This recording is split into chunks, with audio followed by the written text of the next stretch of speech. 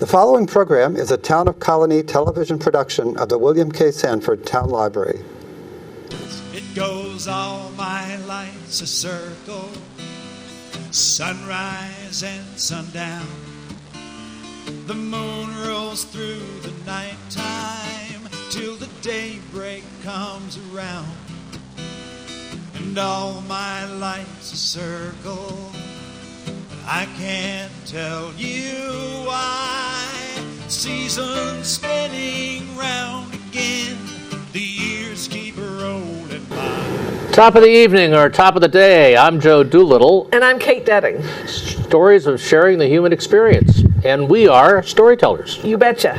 And, we're all storytellers, but we're just one step above the regular storyteller because we study the art of storytelling. We practice it by performing and by coaching other storytellers and by bringing you news and insights to this great medium of communication, education, yes, and entertainment.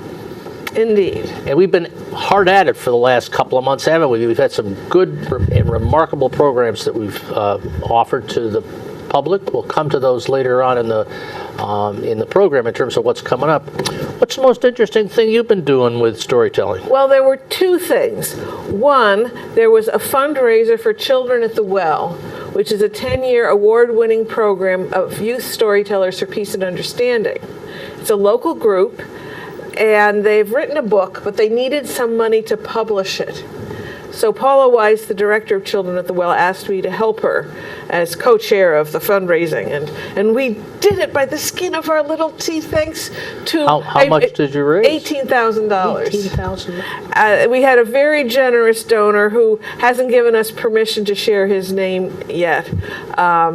But he's helped Children at the Well before, and he came in and to the penny gave us what we needed the last day of the fundraiser. So and it was with Kickstarter, and Kickstarter is an all or nothing at all kind of thing. So we wouldn't have gotten the 12,000 either. Yeah.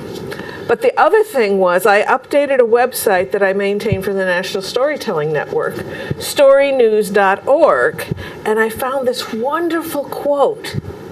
Stories let us see through the eyes of others. Stories let us see through the eyes of others.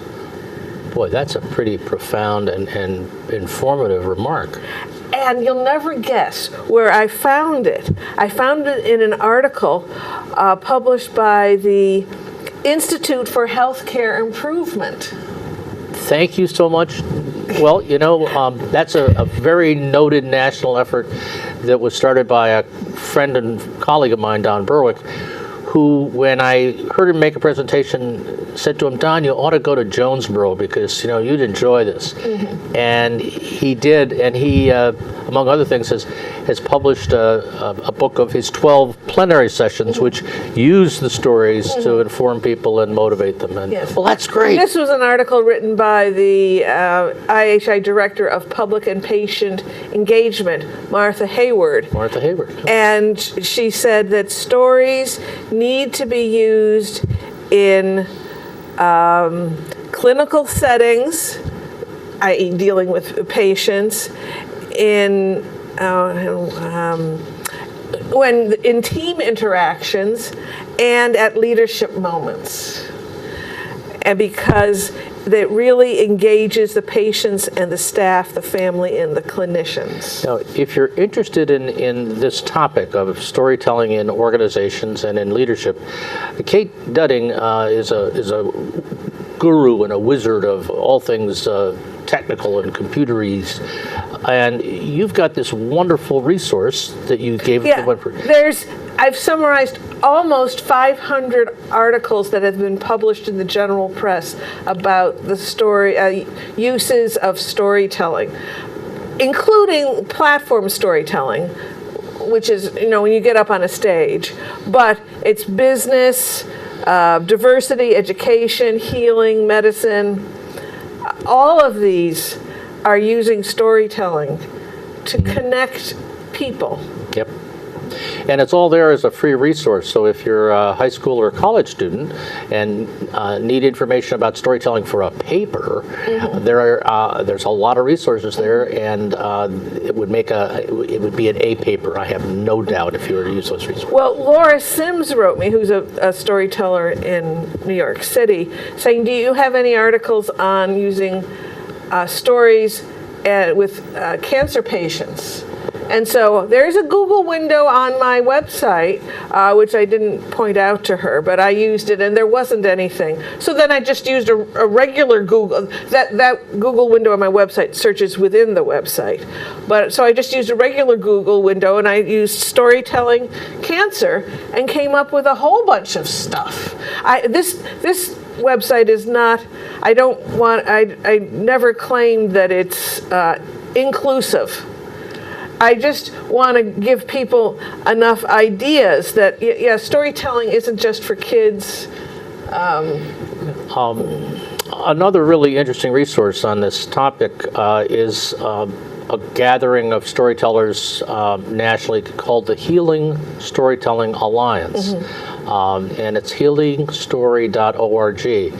And they offer a monthly webinar, conference call, teleconference that has some really wonderfully interesting stories about a range of things in this same application.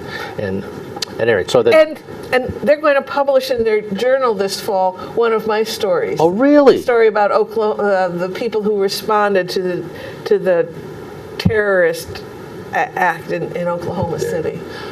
So there are a lot of connections with storytelling, and it's a straightforward and platform of a method to communicate your ideas and your passions, and to have fun at the same time. Now, how was the meeting of New York State storytellers? The meeting of the state storytellers was great. We had 2 wonderful workshops, one by Chris Riedel about taking care of your voice and using your voice differently for characters, and Marnie Gillard. We had a great story swap. And, New York State is a pretty big state, so we don't get statewide storytellers together often enough. But I think we found a place to meet in Oriskany at the Cornell Extension, which is kind of a place that's equally inconvenient for everybody.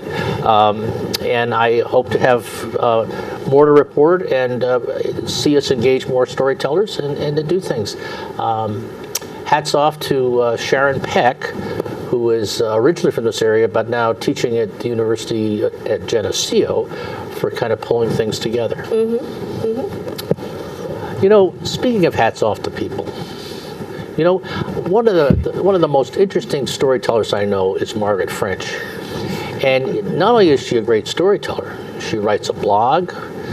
She's a semi-professional rower. No. She's an award-winning international champion. Rowing champion. Rowing champion, yes.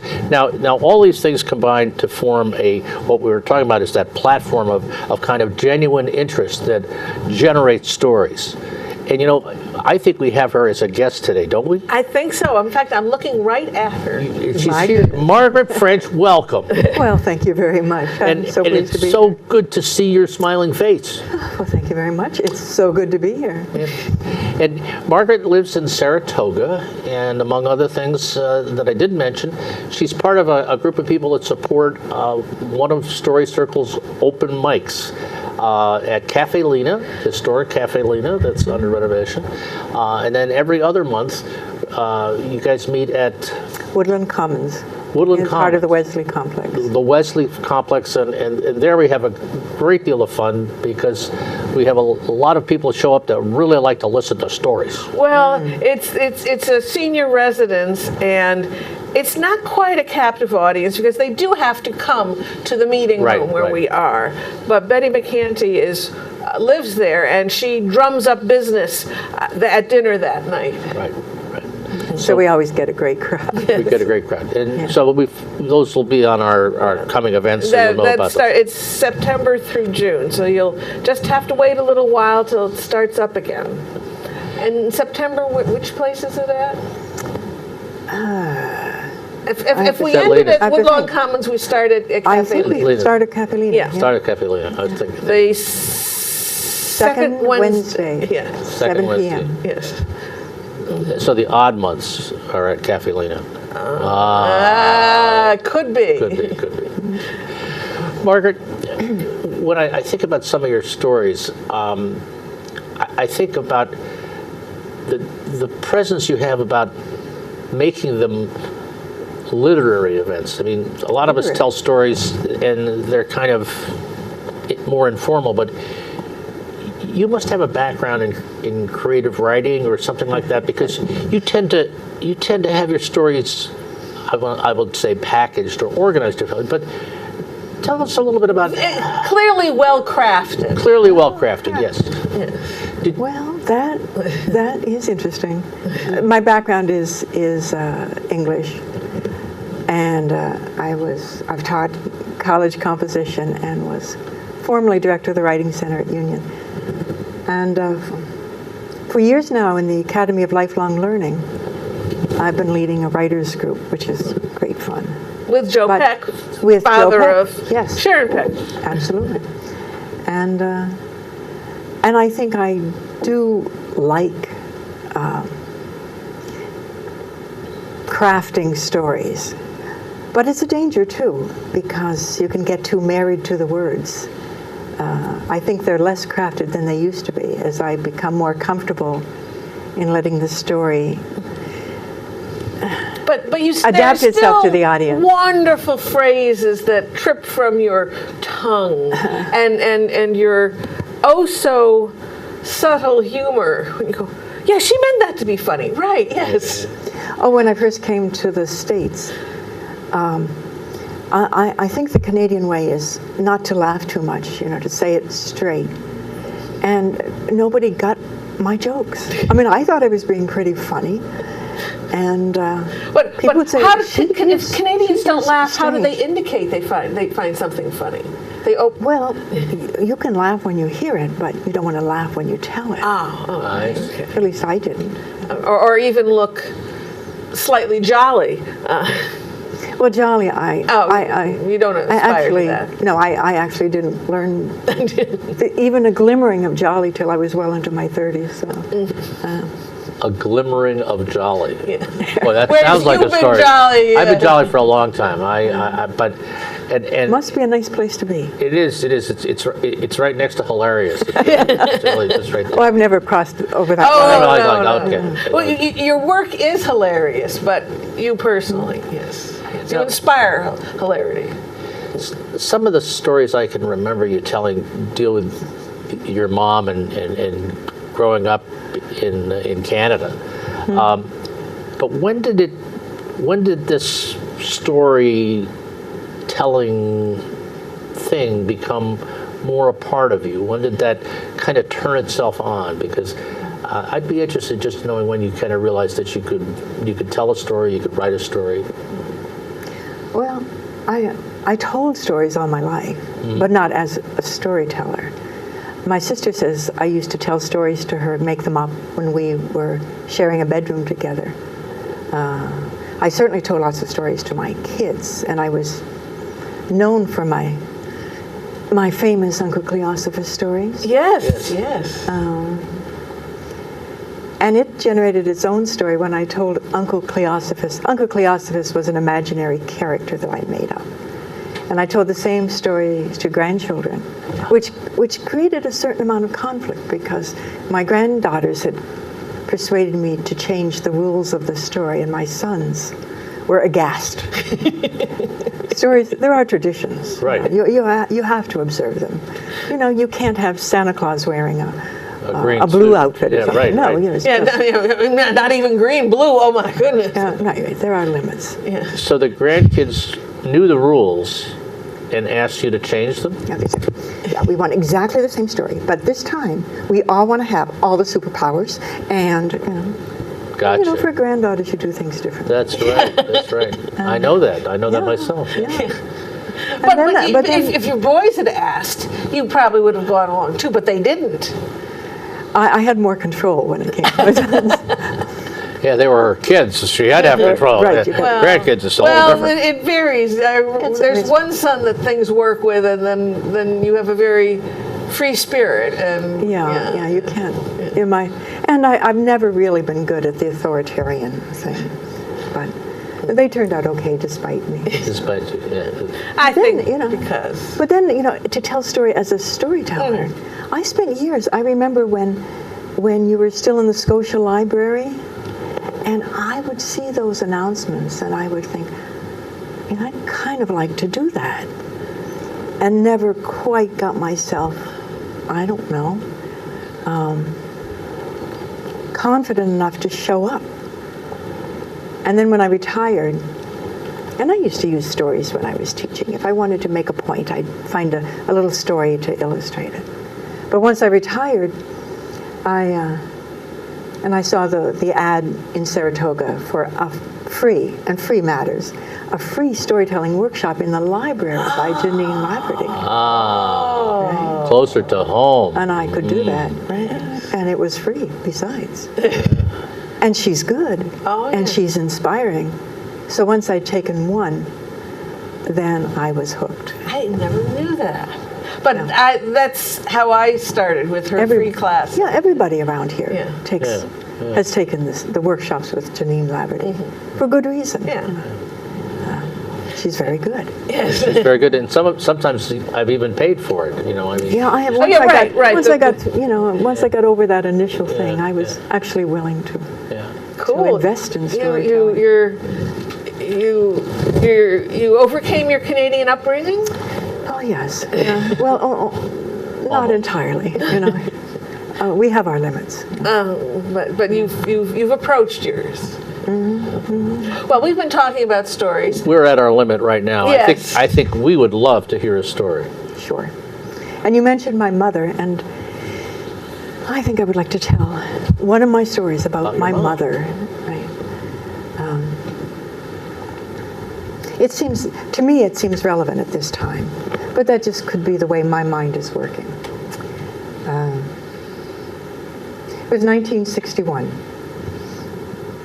I just graduated from high school, and I needed a summer job. I wasn't trained for anything, but fortunately I had connections.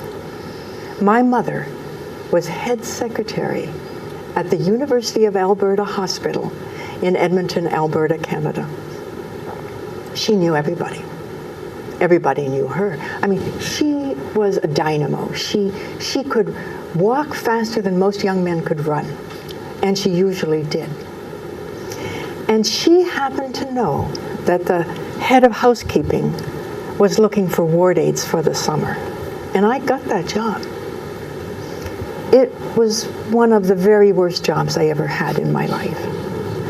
What I did was I spent my days in a small room folding doctor's gowns precisely the same way, hour after hour, so they could be put in an autoclave and sterilized. And for short periods I got out to wash stainless steel bowls that had been used during in one of the operating rooms. They had a counter that had to be 30 feet long, and I'd come in the morning and it would be piled high with kidney basins and other sizes of stainless steel bowls. And sometimes they made coffee for doctors and nurses and cranky interns. By the end of the summer, I knew that I needed to improve my job skills. We had an old typewriter, Remington, down in the basement. And I got it out, and there was a book, and I started to teach myself how to type. I skipped a few parts. I mean, I didn't learn how to use carbon paper because we didn't have any, and I didn't want to spend the money. And I skipped the part on numbers because the numbers were very hard and pretty boring. But by the next summer, thanks to my mother, I got a job in purchasing. And in payroll. The head of payroll asked me if I could type, and I said yes. He asked me how fast, and I had no idea. So I said, 40 words a minute, and I got the job. Now, the first day, he gave me a letter to type. And would you believe it was full of numbers? In fact, everything I did all summer long in payroll was full of numbers. And every time I made a mistake, I mean, he wanted not only he wanted an original plus 3 copies. That meant carbon paper. And I had to look at the other people to see how you used it. And the paper kept getting out of alignment. And I couldn't figure out how to use those little bits of white tape to fix my mistakes. So I would throw everything away and start over again. And the envelopes were even harder because I always got the address too high or too low, or it was at an angle. So by the end of that first day, I had completed exactly 1 letter and envelope, and my wastebasket was overflowing. But the boss, who was a gentle soul, didn't seem to notice that I hadn't got anything else done that day. And he was pleased with my work because it was perfect. I'd even corrected his spelling mistakes. So after a few weeks, and possibly because nobody else wanted the job, I got promoted to the person who used the payroll machines. These were big machines with rows of numbers all the way across, and I'd be in a room all by myself, and I'd make the checks for everybody on a salary in the hospital. And I liked it because nobody bothered me all day long. I could just sit there and take my time and do all the numbers. It had to be accurate, because if I was off by even a penny, we would have to find that mistake.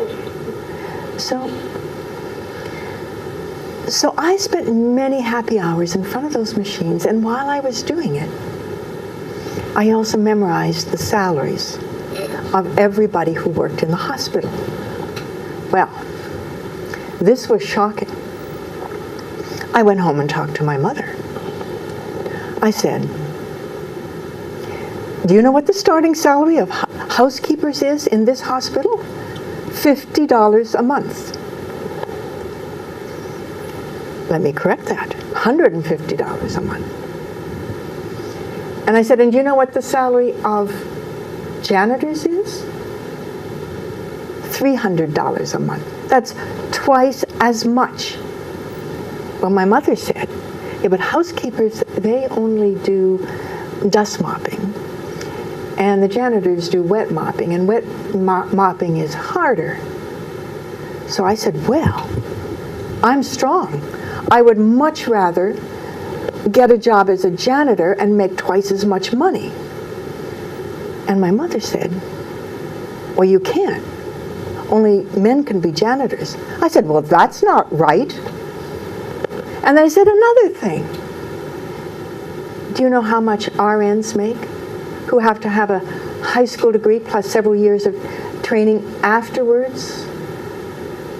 $300 a month, same as janitors, and some janitors only have an 8th grade education." And I knew that because I had also memorized all the information that came from personnel. Well, my mother and I didn't solve this gross injustice. And the next Monday, we were back at work. But the times were changing. This was the 60s, and women's lib was in the air. There was Gloria Steinem and Betty Friedan. And even my mother was being affected by the changes in the air. And about the time I graduated from college, and I went back to that summer job every year, a job was posted in the university hospital that had my mother all upset. It was a job for a junior buyer. She said, "There is a job posted for a junior buyer." She said, I could do that job. She says, I have been doing that job for years. She said, I buy all the toilet paper for the entire hospital. I buy all the syringes. She said, I know the order number for everything that this hospital buys. And what are they going to do? They're going to get some young man fresh out of college, and they're going to give him the job, and they're going to ask me to train him. It's not right. I should apply for that job. Well, she thought about it. And you know, her boss, Mr. Beaton, was a lovely man. He always remembered her birthday and gave her a lovely card. And he always remembered her at Christmas, and he always invited her to his Christmas party. And it would certainly be very hard for Mr. Beaton if she were to apply for the job and he would have to tell her that she couldn't get the job because she was a woman. On the other hand, it was very unfair. And she told her women friends at coffee break exactly how she felt about it.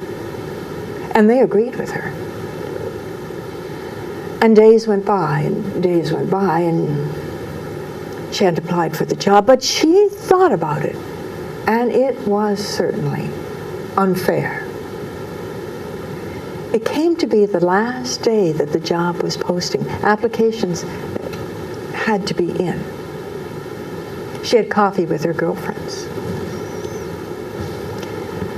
She said, you know, today is the last day for that junior buyer's job to submit applications.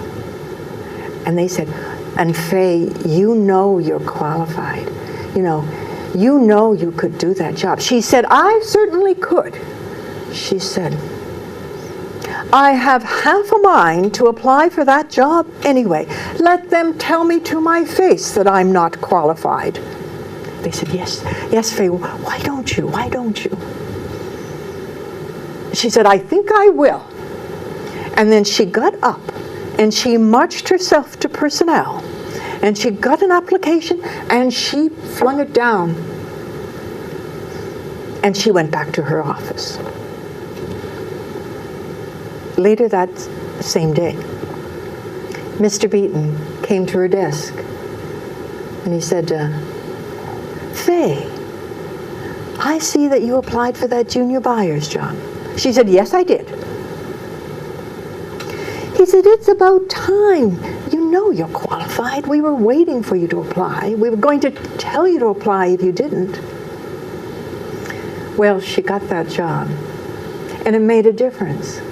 It not only made a difference because her salary went up quite a bit, but it also made a difference because it affected what she got when she retired. And it had a great deal to do with how she felt about herself after that. You know, I'm very proud of her. My mother was the first woman buyer at the University Hospital in Edmonton, Alberta, Canada. Thank you. Wow. It's still wonderful. When you kind of changed your voice when you became Faye. Well, it was hard not to. My mother was that kind of person. Well, no, it was just a wonderful technique, because you kind of forgot you were Margaret, when you were listening to Faye, and it was just striking. Thank you. But I think there's a lesson. I mean, I think equality for women is in the air again, and I still haven't recovered since the ERA was not passed. The Equal Rights Amendment for Women was never ratified in the 60s. I'm still shocked by that women aren't equal under the law. But, we sometimes think that advancements are only about, the big figures. But I think there have to be a lot of little people like my mother who find the courage to apply for a job that they were never eligible to apply for it before. I know, Kate, you tell a lot of stories about little people who make a difference. I like that approach. Because it's in the story I have about Jackie Robinson and Willard Smith. It's documented that there was like a factory owner in New Jersey who said, "Look what Jackie Robinson is doing. Maybe I should hire, a Negro," which was the term, the polite term at the time. And so he hired, I think, for like the office boy, the lowest possible job. And they became best friends over the years. And in fact, the former office boy said, "I was honored to be asked by his family to speak at his memorial service." But that was all because Jackie Robinson had been in the limelight. That's what this means. He stepped forward and he stood his ground. Yeah, so that everybody else finds the courage to do the same thing. Yes. And I'm curious just how you developed the episode as a story, because it took place over a couple of years while you were in college, and then I guess my question is really, how did you harvest this episode as a story? When did it come to you to tell this story about your mom and the issues of women's rights? Just when did that happen? I don't know. I mean, I think you get one piece of it, and then you think of another piece that might fit, and you start putting the pieces together. But sometimes I don't know why those particular episodes of my life are meaningful and why I want to make them into a story. And sometimes it takes me a while to figure it out.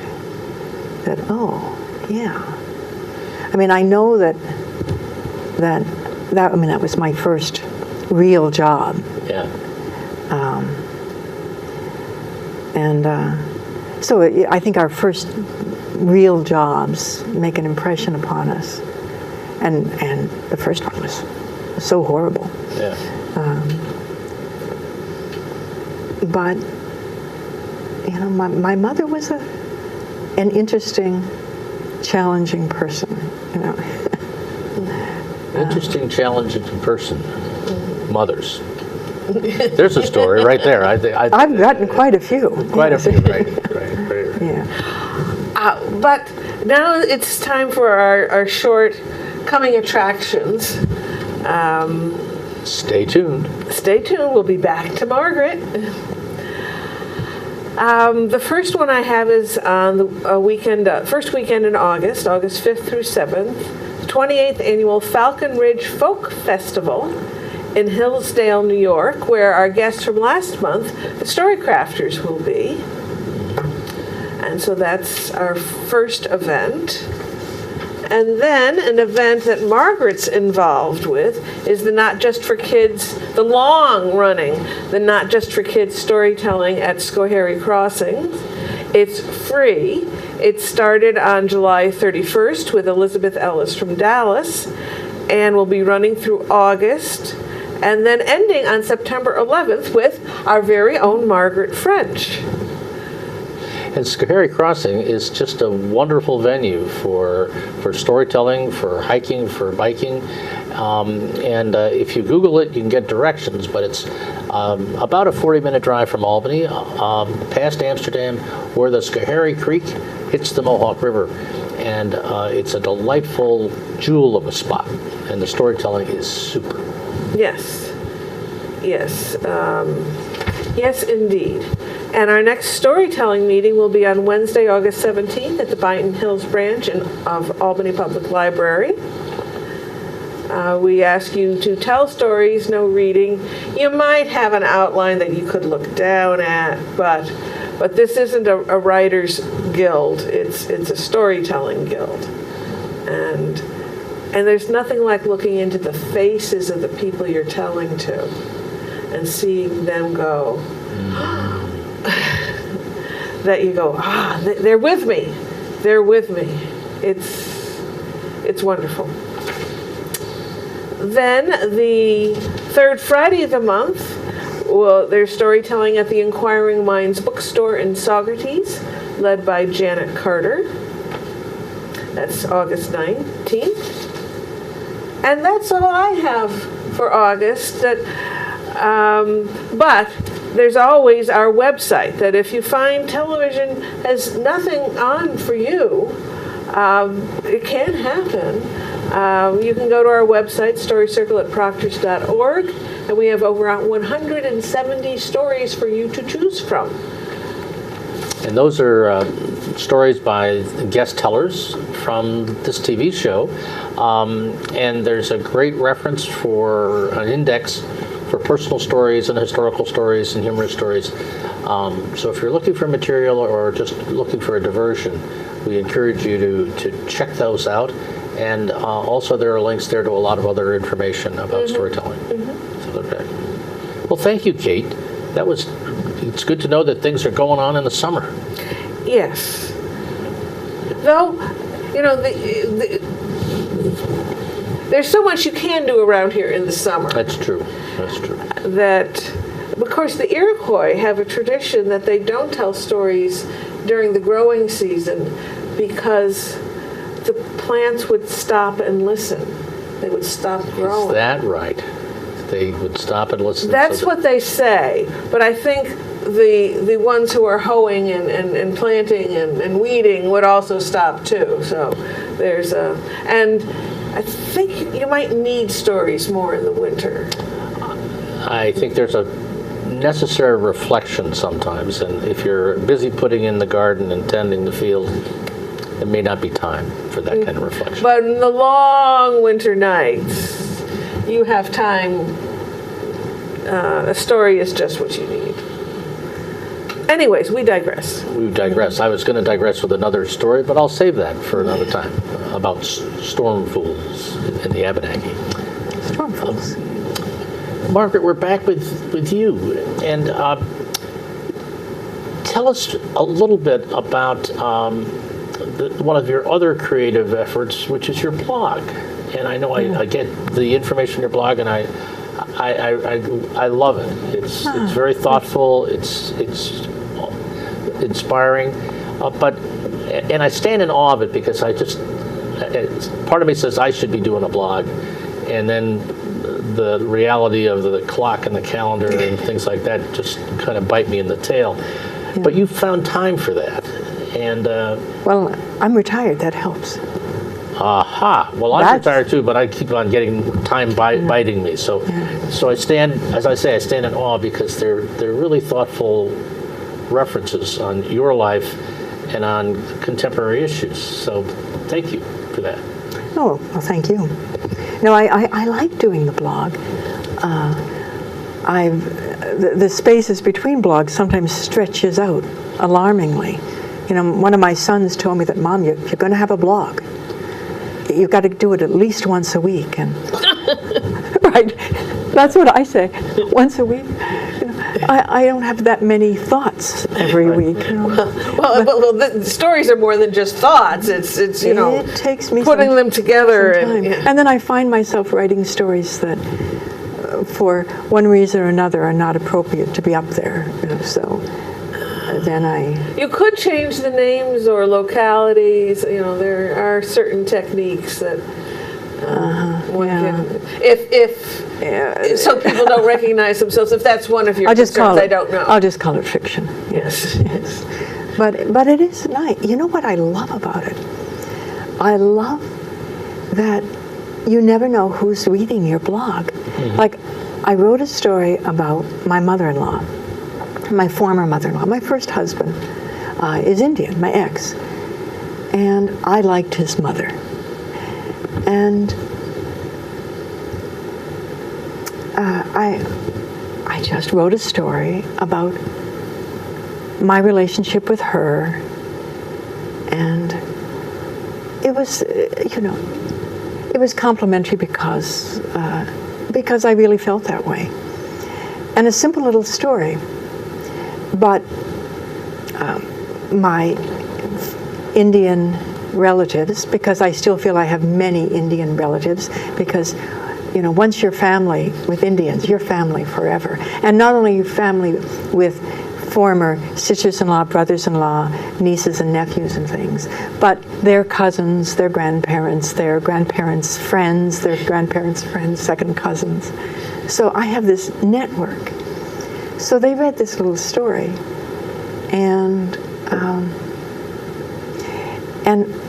I found that on days it was being read by more people in India than in the United States, which I loved. I loved.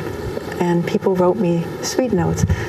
But, I can look at the stats and I can see where the people live who are reading it. And I think, oh my goodness, there's somebody from New Zealand read that story today, and somebody, and people in France. And, I love the comments. I love feeling connected in a little way with the world. Although, as you pointed out to me, you guessed immediately, Kate, when I said, which blog post do you think is the most popular of all time by far? And you immediately replied, the recipe for baked beans, which is rather sobering. Because the recipe was just attached to a little story about baked beans. Well, it's just that I knew that because you've recorded it for us, and I know that it's a big hit for us. And to me, it was intuitively obvious that people would go baked beans looking for a recipe and find your story.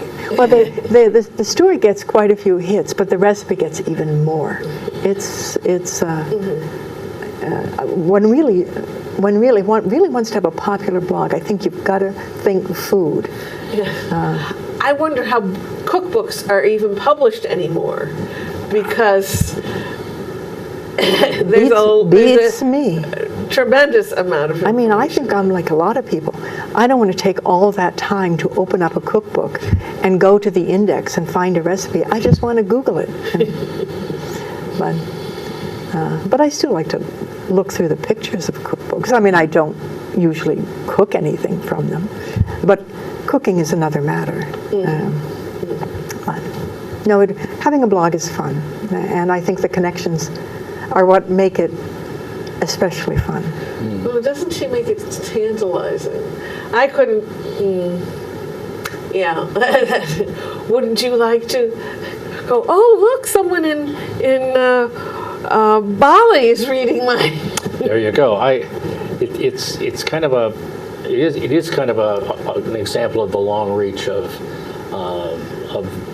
I was going to say the spoken word, the written word, because thanks to the internet, you can actually put things out there, and people can find them with a common interest, and in your connection with people you'll never meet live. Probably, it's kind of extraordinary. And there are people who will read it, who I don't know, who read it every time and write comments every time. And I feel I know them now because we're connected through the blog. Yes. It's nice. And it does force me to organize my thoughts. I mean, I've gone past the place where the story I tell is the same as the story I write, because the language has got to be different, even though I may sound, that English teacher background may pop up in my stories more than I always intend. But I still feel there's a difference between the way I tell and the way I write. Although even when I write, I mean, I've had to teach myself. Some people when they revise, they try to clean it up and make it a little more. I go in and I put in contractions. My first drafts are always incredibly pompous. So you go back and put the colloquialisms. I put it, yeah. In. I have to make it sound human. Wow. which takes a little bit of, But I'm sure it's a bit of a stretch. I'm sure all of your commas and semicolons and single and double quotes are pristine, no matter what version of your story. I pride myself on my use of commas and semicolons. May I tell a little story about semicolons? Sure. Well, I was teaching at community college, and I do like semicolons, and I was teaching remedial writing, and semicolons were part of what I had to teach, even though there were people who told me that they just went through life consciously avoiding the use of semicolons at all times. But I had one woman who was, I understand, perfectly psychotic. She was in my class, and she was on drugs all the time, and everybody knew this. But she really liked me. I have no idea why. And on that particular day, I was teaching semicolons, and she suddenly leaped to her feet and said, "Semicolons, semicolons, I love semicolons." And everybody else in the class. Yeah, but she was probably the only person in my teaching career who responded as passionately to semicolons as she did. Did it matter that she was on medication at the time, or do you think?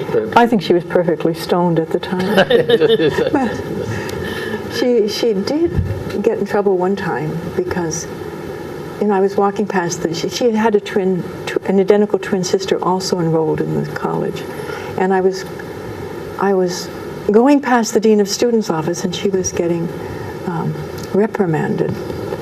Not her, but her twin sister was apparently getting reprimanded for punching the math teacher, whom she did not like. And you're not allowed to beat up professors. And when I came by, this twin sister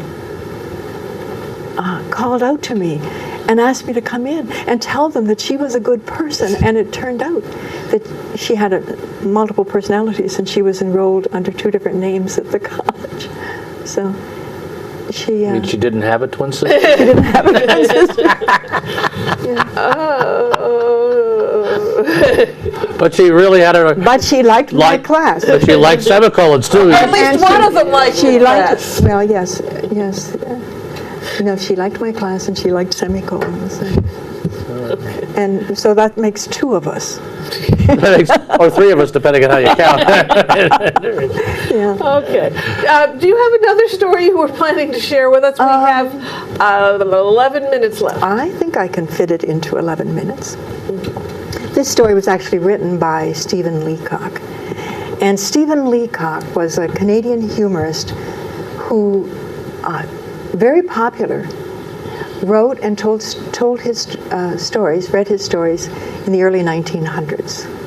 It's about a bank. Now, banks have changed a lot since then, but people haven't. So I think this story is still relevant. It's called My Financial Career. When I go into a bank, I get rattled. The clerks rattle me, and the wickets rattle me, and the sight of all that money rattles me. Everything rattles me. I mean, the moment I cross the threshold of a bank and attempt to make a transaction, I become an irresponsible idiot.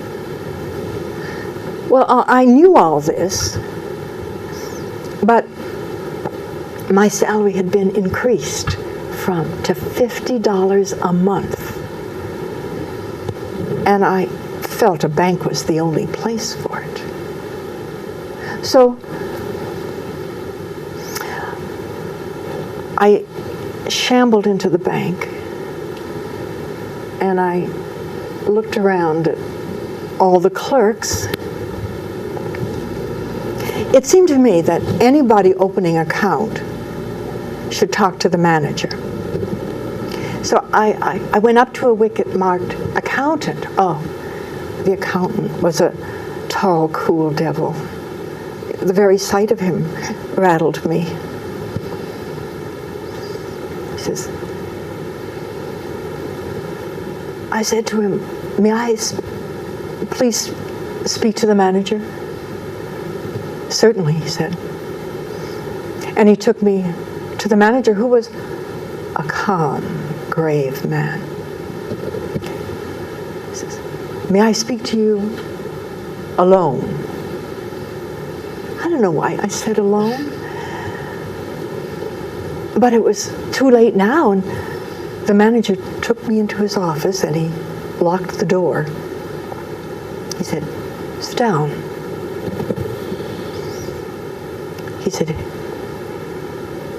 you're one of Pinkerton's men, I presume. He thought from my manner that I must be a detective. I said, no, not Pinkerton's. Thinking maybe he'd think I was from a rival agency. Actually, I'd like to open an account. I had my $56 crumpled up in a ball in my trousers pocket. He said, a large amount, I presume. I said, fairly large. I'd like to deposit $56 now and $50 a month regularly. The manager stood up. He opened the door and he said to the accountant, Mr. Montgomery, this gentleman would like to open an account. He plans to deposit $56. Good morning. There was an iron door open on the side of the room. I walked into the safe. Come out, he said. And he showed me the way to the accountant. I took the ball of money out of my pocket and I pushed it to the accountant as if to say, here, take this, do this deed while the fit is upon me. And he passed it off to a clerk who had me sign my name in a book and write the amount on a slip. I was beyond reasoning now. The bank swam before my eyes. Is it deposited, I said. It is. Then I'd like to write a check. See, my idea was that I would write a check for $6 for living expenses. Another clerk showed me how to write a check and showed me where to sign my name. And they said, how much do you want to withdraw? $56? Oh, I didn't mean that. What? You want to withdraw all of it? Well, I was too far gone now. I thought maybe they'll think I was insulted by something that somebody said. So I said, yes, every cent.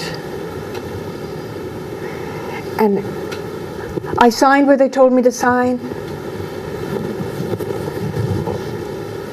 And then the clerk said, how would you like it? What? How would you like it? So I got his meaning and I said, in 50s? He gave me a $50 check, a $50 bill, and said, and the six in sixes? Well, he gave me the money. And I left the bank. And as I went through that tall door of the bank, I heard the echo of a roar of laughter that went up to the ceiling. Since then, I bank no more. I keep my cash in my trousers pocket, and I keep my savings in silver dollars in a sock. I keep my savings in silver dollars in a sock. Yep. Wonderful. This is a Canadian writer? He is a Canadian writer. Yeah, we had a lot of Stephen Leacock in anthologies as a kid. Yeah. I think I can remember him reading some of his stuff when I was a kid, because it was the contemporary kind of story of things with a twist, like silver dollars in a sock. I think my favorite line in literature, or one of them anyway, is from Stephen Leacock. And it's from the story Gertrude the Governess. Gertrude the And the hero of the story leaps on his horse and rides madly off in all directions. Madly off in all directions. I tend to do that myself a lot. I've been there. I've been on that. I've been on that horse. Right. Been on that horse. And gotten nowhere. That's true. That's true. That's usually one of the things that happens with that kind of horse. You know, you wind up in the same place you started madly. You know. Or further behind. I visited his house in Orillia, Ontario, and it was a lovely home near some water, and maybe a summer home. He was a professor at McGill also. Oh, really? And I went on a tour of the house there was just one other person on the tour, and a tour guide who just loved, our local hero, Stephen Leacock, and was trying to cover up for his faults. So there was a liquor cabinet full of empty bottles, which was rather odd. And the other person on the tour said, "Well, did he drink a lot?" And she was uncomfortable with that kind of question because she didn't want to stain the reputation of a Canadian hero. And so she said, "Well, he did drink, but he lived in Montreal." So that explains a lot. He lived in Montreal. Well, for sure, it would explain a lot. It would explain a lot. Just like that, I can tell. Yeah. Yeah. Well, we have just a minute to wrap it up. Well, I think it's time we jumped on the horse and rode off madly in all directions. It's either that or we can go dig up our sock full of silver dollars and or contemplate semicolons. Semicolons. Yeah. I'll never look at a semicolon the same way again. Thank you, Margaret. And we've had a delightful time with you, our viewers, because we know that without you, we wouldn't really have a show. So it's so good to visit with you once a month. We look forward to our next gathering and sharing stories of the human experience. Thank you, Margaret French, for that. Thank you. And thank you all for joining us. It goes all my life's a circle, sunrise and sundown. The moon rolls through the nighttime till the daybreak comes around. And all my life's a circle, I can't tell you why. Seasons spinning round,